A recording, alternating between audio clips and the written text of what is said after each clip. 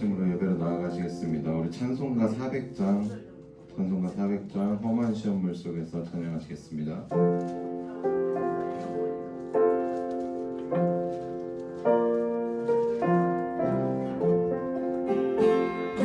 험한 시험물 속에서 나를 건져주시고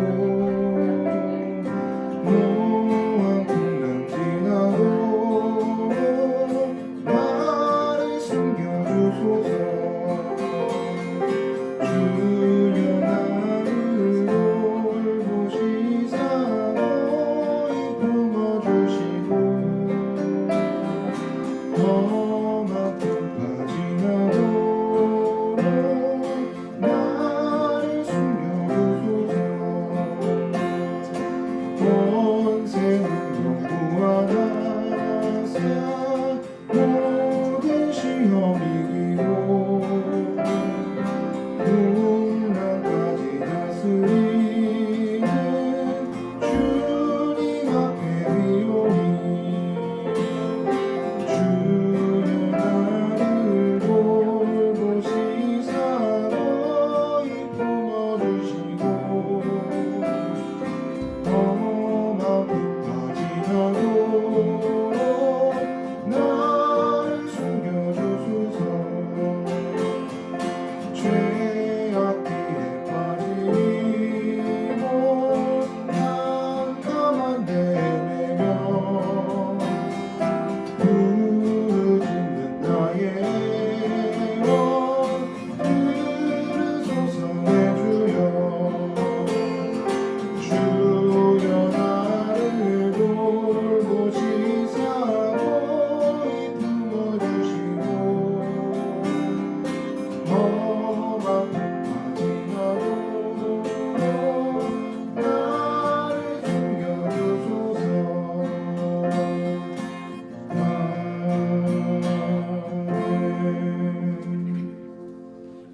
407장 한 장만 더 찬양하시겠습니다. 찬송가 407장입니다.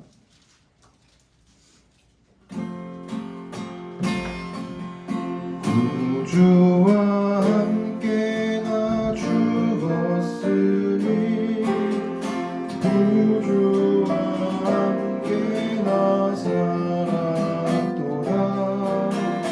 영광의 그날을 이루러 언제나 주관 바라봅니다. 언제나 주는 날 사랑하사 언제나 새 생명 주시나니 영광의 그날을 이루러 언제나 주만 바라봅니다. 마음속에 시험을 받을 때와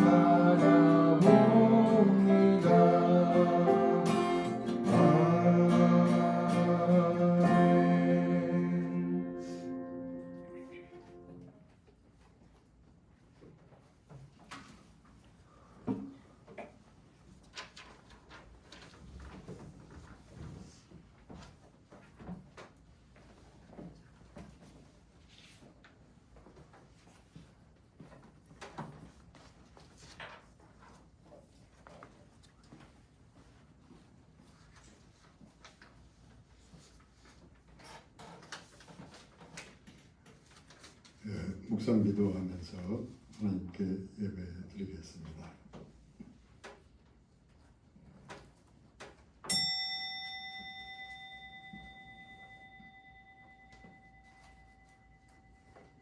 여호와여, 어느 때까지이니까 나를 영원히 잊으시나이까? 주의 얼굴을 나에게서 어느 때까지 숨기시겠나이까? 여호와 내 하나님이여, 나를 생각하사 응답하시고 나의 눈을 밝히소서. 나는 오직 주의 사랑을 의지하여 싸우니 나의 마음은 주의 구원을 기뻐하리이다. 성부, 성자, 성령, 삼위일체 하나님께 사순절의 예배를 드립니다. 많은 어려움들이 연이어 다가오는 시대에 우리가 그리스도의 십자가의 절기를 맞이하여 신령과 진정으로 예배 드리기를 원합니다. 하나님의 성령께서 예배 처소들마다 임하셔서 죄 사함의 은총을 새롭게 하셔서 저들의 영혼을 정결케 하시오며 말씀을 듣고 깨닫는 믿음의 능력을 더하시옵소서. 오늘의 모든 예배가 하나님을 영화롭게 하는 예배가 되게 하시오며 예배 처소들마다 성령으로 충만케 역사하시옵소서. 예수님의 이름으로 기원하옵나이다. 아멘. 151장 찬양하겠습니다.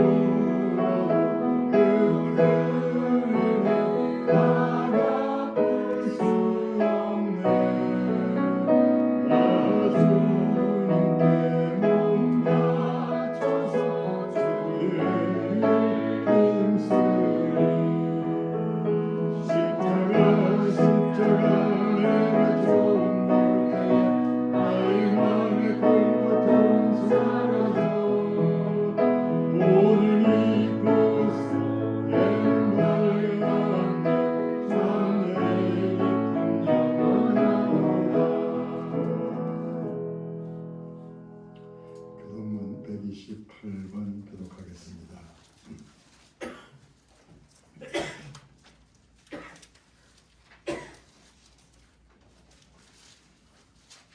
나의 영혼이 잠잠히 하나님만 바라며 나의 구원이 그에게서 나오는도다. 오직 주만이 나를 받으시오. 나의 원이시오. 나의 요새이시니 내가 날 흔들리지 아니하겠다. 넘어지는 담과 흔들리는 울타리 같이 사람을 죽이려고 너희가 일제히 공격하기를 언제까지 하려 하느냐. 그들이 그의 좁은 자리에서 떨어뜨리기만 하고 거짓을 지나니 나의 영혼아, 잠잠히 하나님만 바라라. 무릇 나의 소망이 그로부터 나오는도다. 오직 그만이 나의 반석이시오 나의 권위시오 나의 스이시니 내가 흔들리지 아니하리로다. 나의 구원과 영광이 하나님께 있으며 내 힘의 반석과 피난처도 하나님께 있도다. 백성들아 스스로를 의지하고 의하게 나아가라. 하나님이 우리를 찾으셨습니다. 신앙 고백하겠습니다. 나는 전능하신 아버지 하나님 전지의 창조주를 믿습니다. 나는 그의 유일하신 아들 우리 주 예수 그리스도를 믿습니다. 그는 성령으로 잉태되어 동정녀 마리아에게서 나시고 본디오 빌라도에게 고난을 받아 십자가에 못 박혀 죽으시고 장사된 지 사흘 만에 죽은 자 가운데서 다시 살아나셨으며 하늘에 오르시어 전능하신 아버지 하나님 우편에 앉아 계시다가 거기로부터 살아있는 자와 죽은 자를 심판하러 오십니다. 나는 성령을 믿으며 거룩한 공교회와 성도의 교제와 죄를 용서받는 것과 몸의 부활과 영생을 믿습니다. 아멘. 456장 찬양하겠습니다. 찬양 후에 매중 권사님 기도하겠습니다.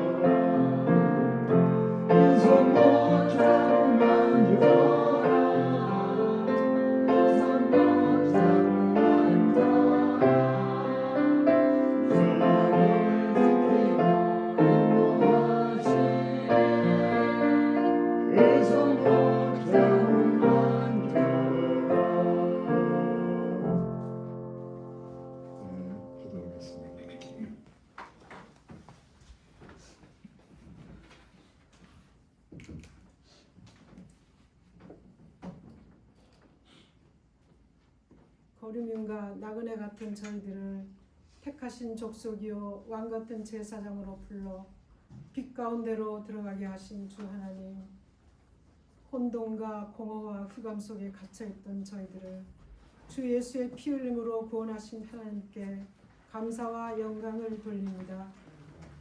오늘도 은혜의 보좌 앞에서 기도드릴 때 저희 안에 변화되지 못한 혈기와 분노와 미움과 깨어지지 않는 교만과 내 생각과 감정의 쓴뿌리들이 십자가 앞에서 처리되기를 원합니다.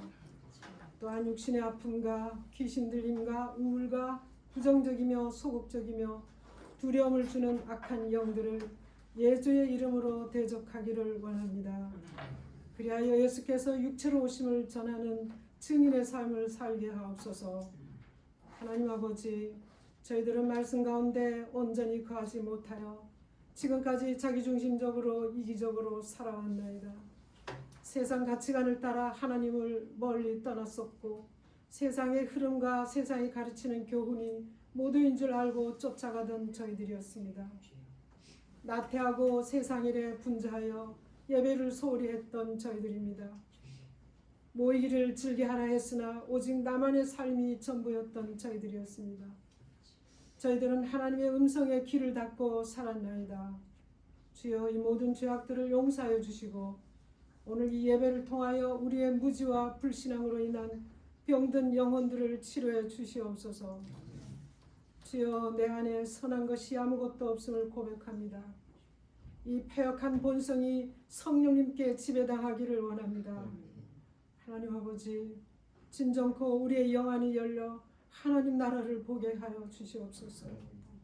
이 진홍 같고 주홍 같은 죄를 건지시기 위해 예수님께서 십자가에 달리셨음을 이 사순절 기간에 온전히 깨닫게 하옵소서.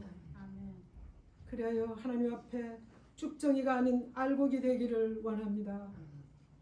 아직도 하나님과 바알 사이에 머뭇거리며 하나님께 돌이키지 않은 많은 주의 백성이 있나이다.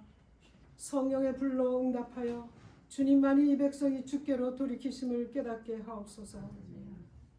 갈멜산 꼭대기에 꿇어엎드릴 때 기적의 큰 비를 내리게 하셨듯 저희들도 주님 앞에 온전히 엎드릴 때 상처투성인 이 백성과 이 나라에 회복의 은혜를 주실 줄 믿나이다. 주님, 때로는 로뎀나무 아래서 악의 세력에 지쳐 죽기를 원했던 엘리야의 심정이 될 때도 있었나이다. 이 땅에 하늘이 닫혀 은혜의 비가 그친 지 오래되었나이다. 바알에게 무릎 꿇지 않은 이스라엘의 남은 7,000명처럼 베옷을 입고 옷을 찢고 마음을 찢어 이스라엘의 남긴 자로 살아가는 축복을 허락하여 주시옵소서. 주여, 이 나라는 참으로 하나님 보시기에 악을 행하고 있나이다.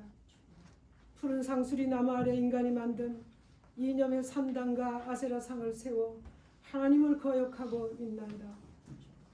처처에 남색을 하며 하나님께서 쫓아내는 가증한 일들을 이 백성이 본받고 있나이다. 주여, 저희들의 죄악을 보시옵소서. 교회를 등진 젊은이들이 공고한 날이 이르기 전에 나는 아무 낙이 없다 탄식하기 전에 창조주를 기억하며 돌아오게 하옵소서. 그리하여 예수님의 정결한 피로 씻기를 원합니다. 주여, 이 나라는 사상의 대립으로 인한 갈등과 분열로 피투성이가 된 채 광야에 버려져 있나이다. 하늘에 하나님께 부르짖을 때 세계를 열어 주시옵소서. 또한 영적 암흑 속에 갇혀있는 북한 땅에 빛을 비춰 주시옵소서. 그리하여 하나님께서 허락하신 자유를 주시고 굶주림과 억압 속에 살아가는 그 백성을 구해 주시옵소서. 이제 세상 속에 살아갑니다. 내 경험과 내 식으로 살던 과거의 비신앙의 신을 벗게 하여 주시옵소서. 그리하여 내 육체를 쳐 경건의 훈련을 하며 줄이고 목마른 마음으로 하나님의 뜻을 찾아 실천하게 하옵소서. 단위에 세우신 주의 정을 더욱 강건하게 하옵소서. 이 모든 말씀 예수님 이름으로 기도드립니다. 아멘.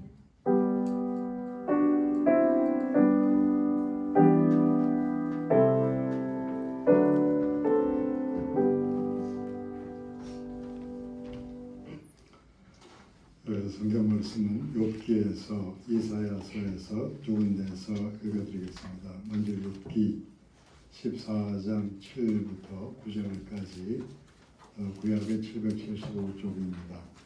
욥기 14장 7절부터 9절까지 나무는 희망이 있나니 지킬지라도 다시 꿈이 나서 연한 가지가 끊이지 아니하며 그 뿌리가 땅에서 늙고 줄기가 흙에서 죽을지라도 물 기운에 움이 돋고 가지가 뻗어서 새로 심은 것과 같거니와. 아멘. 그 다음에 여러분들 이사야서 11장 1절입니다. 이사야 11장 1절 구약의 981조 이새의 줄기에서 한 싹이 나며 그 뿌리에서 한 가지가 나서 결실할 것이요.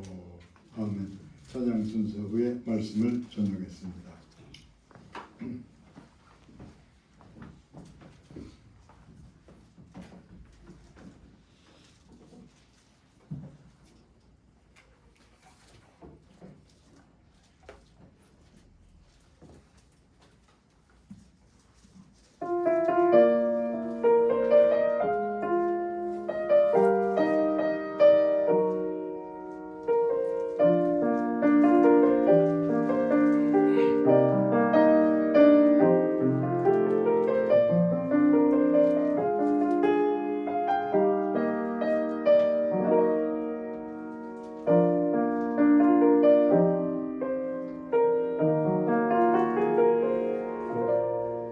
주가 보이신 생명의 길 나 주님과 함께 상한 마음을 들이며 주님 앞에 나아가네.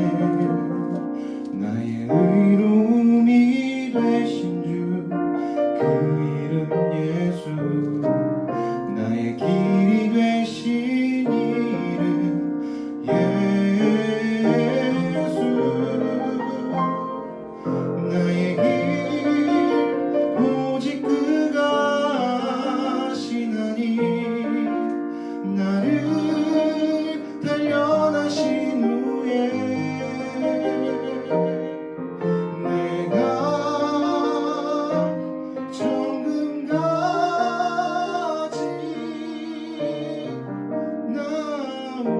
나오리라. 주가 보이신 생명의 길 나 주님과 함께 상한 마음을 들이며 주님 앞에 나가리. 나의 의로움이 되신 주 그 이름 예수 나의 길이 되신 이름 예수 나의 길 오직 그가 하시나니 나를 단련하신 후에 내가 정금같이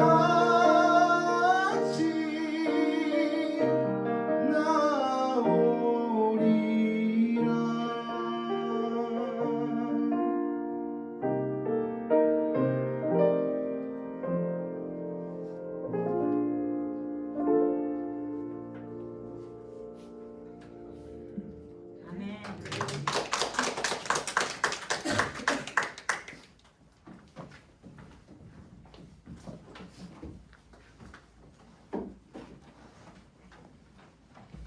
하나님께서 아브라함과 그 후손들에게 축복을 약속하셨습니다.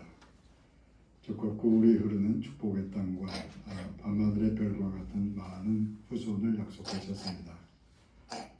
그들이 어디로 가든지 무엇을 하든지 그리고 누구를 만나든지 하나님께서 함께 하실 것을 약속하셨습니다. 그 선택받은 백성의 축복이 대단했는데 특권이 대단한 만큼 책임과 사명도 큰 것이었습니다. 백성들은 주로 축복에 관심이 있습니다. 사명과 책임에 대해서는 그 축복에 대한 만큼의 관심이 없는 겁니다. 어느 시대에나 사람들의 신앙생활에서 바로 그게 문제가 되었을 것이라고 판단됩니다. 올바른 신앙생활이라면 책임과 사명에 대해서도 관심을 기울여야 할 것이라는 말씀입니다. 그런 점을 깨우치면서 올바른 길을 제시하는 것이 선지자의 사명입니다. 그러니까 선지자의 사명은 쉬운 것이 아니었습니다. 깊은 고난과 절망에 빠져서 믿음을 잃은 백성에게 희망을 전하는 것이 선지자의 사명입니다. 그런 사명은 어렵긴 해도 그렇게 위험한 사명은 아니었을 듯합니다. 그런데 믿음 없는 왕이 하나님을 거역하는 방향으로 나라를 이끌어갈 때 그런 왕의 잘못을 지적하면서 말씀을 전하는 것은 위험한 일입니다. 그래서 참된 선지자들이 고난과 순교의 길을 걸어갈 수밖에 없었던 겁니다. 왕과 백성에게 올바른 길을 전하는 것이 선지자의 사명이요 또 설교의 사명입니다. 설교는 근본적으로 선지자의 사명에 해당하는 겁니다. 하나님의 종이라고 하면 일반적으로는 왕과 제사장, 선지자 그 세 가지를 하나님의 종이라고 불렀습니다. 세 가지 중에서도 주로 제사장과 선지자에 대해서 하나님의 종이라고 불렀습니다. 하나님의 종에는 제사장이 있고 또 선지자가 있는 셈인데 그 두 가지 직책을 비교하면서 생각해 봅시다. 제사장이나 선지자나 비슷하게 생각됩니다. 그런데 각자에게 맡겨진 사명은 전혀 다르게 보일 때가 있었습니다. 먼저 제사장에 대해서 생각해 봅시다. 제사장은 하나님께 제사 드리는 직책입니다. 하나님 가까이 갈 수 없는 죄인을 하나님께로 가까이 이끌어가려고 제사를 드렸습니다. 하나님과 불화 관계인 백성을 화목한 관계로 만들려는 것이 제사의 목적인 겁니다. 예루살렘의 제사장은 성전에서 일했고 또 성전과 제사와 관련된 공직자처럼 살았습니다. 왕과 권력자 가까이에서 행정부의 장관 비슷한 직책을 맡기도 했습니다. 평소 그들은 권력자요 저명 인사로 살기도 했습니다. 그런 제사장들이 악한 왕과 반대편에 서는 것은 비교적 드문 일이었습니다. 제사장이 하나님께 제사를 드리는 직책이라면 선지자는 말씀을 전하는 직책입니다. 왕과 권력자를 향해서 그들의 죄악을 지적하면서 하나님의 말씀을 전했습니다. 그러면서 왕과 백성이 나아갈 하나님께서 원하시는 미래의 길을 가르쳤습니다. 악한 왕들에 대해서는 죄악을 깨우치는 말씀을 전했고 절망에 빠진 백성에게는 희망의 말씀을 전했던 겁니다. 그 선지자들이 국가 정치에 직접 관여하진 않았습니다. 정치에 관여해서 권력이나 부를 탐하게 되면 올바른 말씀 전하기가 어렵기 때문입니다. 죄인들에게 죄 사함의 은혜를 베풀면서 구원의 길을 여는 제사장의 사명이 예수 그리스도에게 주어졌습니다. 예수님께서는 하나님과 백성 사이에서 닫힌 문을 열어가는 제사장이셨습니다. 권력자의 잘못을 지적하면서 말씀을 전하셨습니다. 하나님의 나라를 가리키면서 희망의 말씀을 전하기도 하셨습니다. 악한 권력자들에 의해서 십자가에 죽으실 때 예수님께서는 선지자 편에 가까우셨습니다. 예수님은 죄인들을 구원하시려고 자신이 친히 희생제물이 되시면서 하나님께 제사를 드리는 제사장이셨습니다. 그리고 동시에 예수님은 악한 왕의 죄를 지적하면서 하나님의 미래와 희망을 전하는 선지자셨습니다. 예수님께서는 제사장이면서 동시에 선지자가 되신 셈인데 근데 예수님은 만왕의 왕이기도 하십니다. 그러니까 예수님 한 분에게 왕과 제사장과 선지자 그 세 가지 역할 모두가 주어졌던 셈입니다. 유대라는 나라가 폐망하기 전에는 예루살렘 성전과 성전 제사 중심으로 살아가고 있었습니다. 그들의 신앙생활은 성전과 또 성전 제사가 중심이 되었던 겁니다. 근데 유대가 폐망해서 백성들이 포로가 돼서 저 멀리 바벨론으로 잡혀가게 됐을 때 그들의 신앙생활은 근본적으로 방향을 달리하게 됩니다. 예루살렘 성전은 이미 파괴됐습니다. 성전도 제사도 제사장들의 역할도 다 파괴된 셈입니다. 그러고 나서 멀리 떠난 그들은 바벨론 강가에 모여 살면서 회당을 지었습니다. 멀리 떠난 거기서도 하나님의 백성으로서 살아가기 위해서 회당을 지은 겁니다. 그 회당에서 그들은 주로 하나님의 율법을 가르치는 일을 하게 됩니다. 하나님의 율법을 전하고 듣는 동안에 하나님께로부터 오는 희망을 찾으려고 했던 겁니다. 예전에 하나님의 성전 제사에서는 거룩하고 복잡한 예배 형식이 있었다면 이제 회당은 의외로 간단합니다. 말씀을 전하고 듣는 것이 주된 일이기 때문입니다. 바벨론에서 꽤 오랫동안 그렇게 살다가 돌아온 사람들이 유대 땅 여기저기에 자신들이 살아가는 곳에 회당을 짓게 됩니다. 그 사람들이 예루살렘에 그 하나님의 성전을 재건축하기도 했는데 그 성전은 백성 전체를 이끌어가는 정치 종교의 중심 역할을 하게 됩니다. 근데 그 사람들이 그들이 살아가는 곳곳에 회당을 지었을 때 그 회당은 유대인들이 그 살아가는 그 현실적으로 가까운 곳에서 말씀의 장소가 되고 희망의 장소가 되었습니다. 유대 전체를 이끌어갈 정신적 흐름을 기대하기는 어렵지만 어두운 시대에 구원의 길을 가리키는 신앙과 희망의 공동체 역할을 했던 겁니다. 부족한 점이 많긴 하지만 오늘날 우리나라 어디서든지 찾아볼 수 있는 많은 교회들이 그때 회당과 비슷하게 보입니다. 거룩하고 복잡한 예배 형식보다는 말씀을 전하고 듣는 동안에 하나님께로부터는 희망을 찾으려 한다는 점에서 이 나라 곳곳에 세워진 교회들과 그때 회당이 비슷하다는 말씀입니다. 이제 그때 그 회당에서 전해졌을 듯한 희망의 말씀 한 가지를 전하려고 합니다. 욥기 14장 7절 말씀이 이렇게 전하고 있습니다.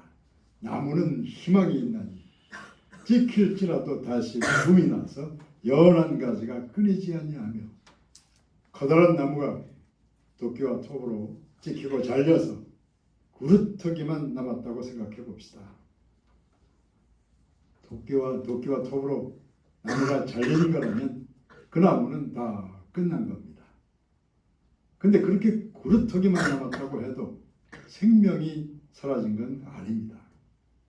이듬해 봄이 오면 구루터기 주변 여기저기서 파란 싹이 돋아나게 됩니다. 그리고 조금 있으면 싹은 줄기로 자라고 그리고 온전한 나무로 자라기도 하는 겁니다. 8절과 9절이 이렇게 전하고 있습니다. 그 뿌리가 땅에서 늙고 줄기가 흙에서 죽을지라도 물기운에 um이 돋고 가지가 뻗어서 새로 심은 것과 같거니와 커다란 나무가 도끼와 톱으로 찍히고 잘리면 나무는 다 끝난 것으로 보입니다. 근데 이런 물기운에 um이 솟고 싹이 돋으면 그리고 거기서 가지가 뻗어 나오면 새로 심은 나무처럼 새 생명의 나무가 자라게 되는 것이 아닌가. 그래서 어둡고 참혹한 많은 시대를 넘어서 오늘날에도 온 세상 여기저기서 많은 사람들이 새롭게 살아갈 희망을 찾는 게 아니냐. 그런 말씀을 전하고 있는 겁니다. 그러니까 말씀을 통해서 욥은 이런 희망을 고백하고 있습니다. 지금의 나는 나무가 잘리고 찍혀 쓰러진 것처럼 생명이 다 무너진 모습인데 근데 하나님께서 원하시면 이런 나에게서도 얼마든지 um이 돋고 싹이 나게 될 것이다. 생명의 가지가 뻗어나와서 새로 심은 나무처럼 자라지 않겠는가. 욥의 간절한 희망을 그런 방식으로 표현한 겁니다. 자, 그러면 이제 욥의 희망에 이어서 이사야서 말씀을 전하면서 결론으로 들어가려고 합니다. 이사야 선지자는 장차 오실 메시아 희망과 관련해서 이사야 11장 1절을 통해서 이렇게 전하고 있습니다. 이 세 줄기에서 한 싹이 나며 그 뿌리에서 한 가지가 나서 결실할 것이요. 이사야가 말씀을 전할 당시에 이스라엘이라는 나무는 찢기고 잘려서 무너지고 있었습니다. 북왕국 이스라엘은 아수르의 침략을 받아서 나라가 아예 사라지고 말았습니다. 남왕국 유대가 남아있긴 한데 그 역시 바벨론의 침략을 받아서 지키고 잘려서 무너지게 될 겁니다. 그런데도 불구하고 하나님의 백성들의 나라인 그 나무가 지키고 잘려서 무너질지라도 때가 되면 그 줄기로부터 싹이 다시 나게 될 것이다. 그 뿌리로부터 한 가지가 솟아오르게 될 것이요 거기서부터 다시 결실하게 될 것이다. 그런 희망의 예언을 전하고 있는 겁니다. 커다란 나무가 도끼와 톱에 잘려서 넘어지면 나무의 생명은 다 끝난 것이라 생각하게 됩니다. 근데 나무가 잘려서 구루터기만 남았다고 해도 다음에 봄에 물기운이 솟아오르면 움이 돋고 싹이 날 것이라는 이야기는 당연한 이야기입니다. 근데 이런 점을 생각해 봅시다. 그러니까 그 구루터기에 생명이 남아 있었기 때문에 거기서부터 다시 싹이 난 것이라고 생각한다면 그것은 옳은 생각은 아닙니다. 구루터기에 다시 싹이 나게 만드는 그것은 구루터기가 보존해온 생명력 때문이라고 생각하면 옳지 않습니다. 흙 속에 깊이 박혀서 어떻게든 생명을 지켜온 늙은 뿌리의 역할이라고 말하는 게 옳습니다. 오래된 뿌리들이 저 아래 깊은 곳으로부터 물기를 받아들여서 위로 올려보내는 동안에 무너진 구루터기에서 생명의 싹이 다시 돋아나게 되는 겁니다. 그러니까 다시 살아나게 될 희망은 보이지 않는 흙 속에 깊이 숨겨져 있던 셈입니다. 그러니까 보이지 않는 곳에서 기도하며 인내하며 살아온 나이 많은 성도들에게 감사해야 한다는 그런 말씀 드리려는 건 아닙니다. 그렇다면 어떤 메시지를 전하려는 것이냐? 오래된 성도들의 경험과 전통의 그 뿌리를 말하기 전에 이런 뿌리를 생각할 필요가 있습니다. 만일에 보이지 않는 오래된 뿌리들이 연륜이 깊은 노인들에 관한 이야기라면 거기엔 한계가 있을 수밖에 없습니다. 그런 인간적 한계를 느껴서인지 오늘날 이 나라 기독교인들이 이런 이야기를 할 때가 있습니다. 한국 교회는 다 끝나간다는 겁니다. 이런 교회, 이런 기독교인들로는 더 이상 교회를 새롭게 일으키기가 어렵다. 한국이란 나라는 다 무너지고 말았다. 그런 좌절과 탄식이 우리 사회 전반에서 들려온 지가 꽤 오래되었습니다. 흙 속에 깊이 박혀있는 그 뿌리가 인간적 전통이나 역사에 관한 거라면 다 끝났다는 탄식이 옳을지도 모릅니다. 근데 욥기 말씀이나 이사야서 말씀은 인간들의 이야기를 전하는 것 같으면서도 실상은 하나님의 말씀을 전하고 있다는 그 점을 명심해야 합니다. 인간들의 이야기를 통해서 하나님의 뜻을 전하려는 것이 성경 전체의 의도인 것입니다. 지켜서 무너진 나무로부터 생명의 싹이 다시 솟아오르게 하는 희망은 하나님께로부터 주어지는 생명의 가능성을 의미합니다.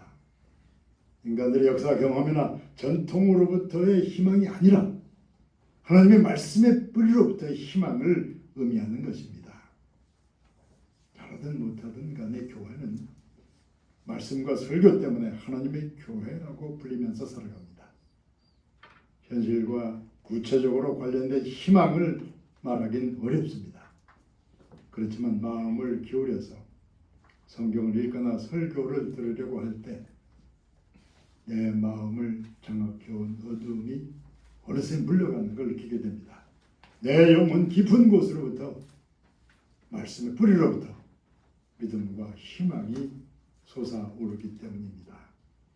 시편 119편 105절이 이렇게 전하고 있습니다. 주의 말씀은 내 발의 등이요 내 길의 빛입니다.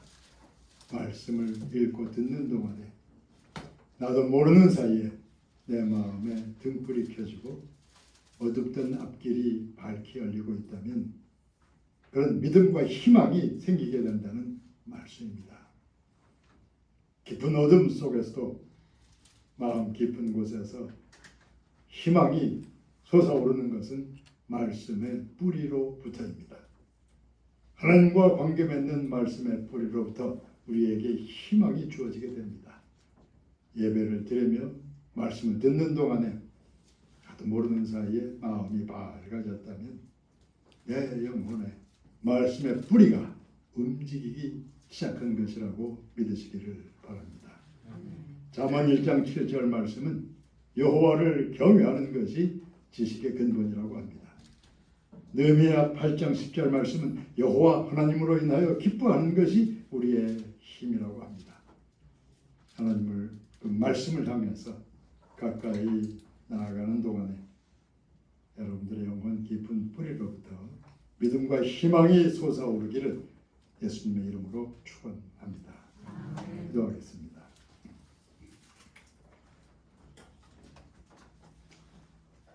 나무가 지킬지라도 희망이 있다 말씀하셨습니다.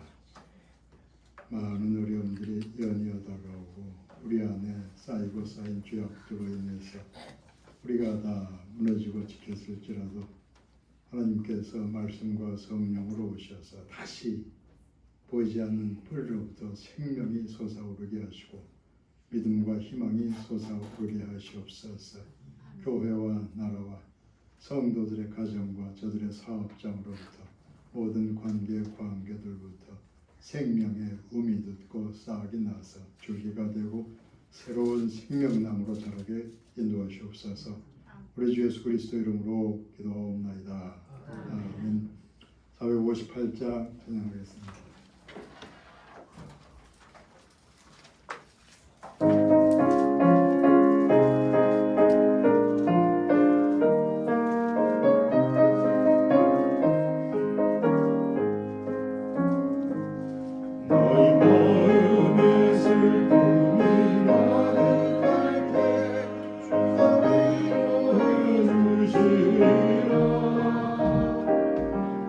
내가 지는 나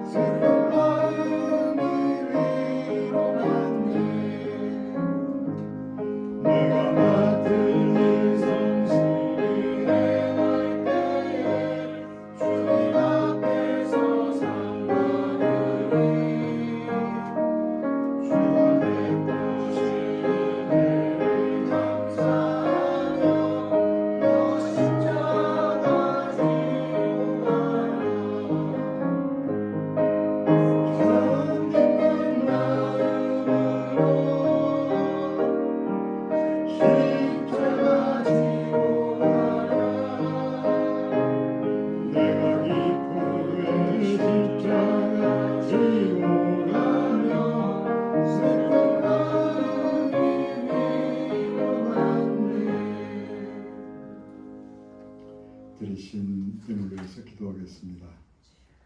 하나님께 예배를 드리며 여러 모양으로 예물을 드립니다.